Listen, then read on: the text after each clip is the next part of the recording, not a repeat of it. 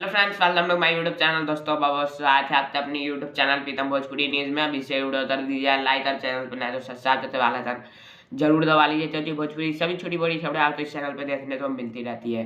तो दोस्तों बता दूं कि खेसारी लाल यादव का एक और नया गाने का पोस्टर आ गया है और चैनल का नाम है DRJ रिकॉर्ड भोजपुरी। जी हाँ दोस्तों, DRJ रिकॉर्ड भोजपुरी ये हिंदी में भी ये चैनल है DRJ रिकॉर्ड्स के नाम पे, और ये भोजपुरी का चैनल है DRJ रिकॉर्ड भोजपुरी। तो इसे सब्सक्राइब जरूर कर लीजिएगा और इस चैनल पे नया तो सब्सक्राइब जरूर कर लीजिए, क्योंकि भोजपुरी सभी छोटी बड़ी खबरें आपको यहाँ पे मिलेगी।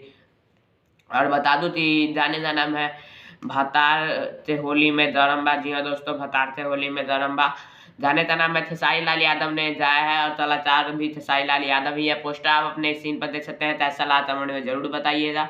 और इसे लिखा किसने है और इसमें म्यूजिक किसने बजाया है ये अभी तक हमें बताया नहीं गया है, ना ही इसका डेट टाइम कंफर्म किया गया है। ये अभी कमिंग सून में है। जी हाँ दोस्तों, कमिंग सून में है।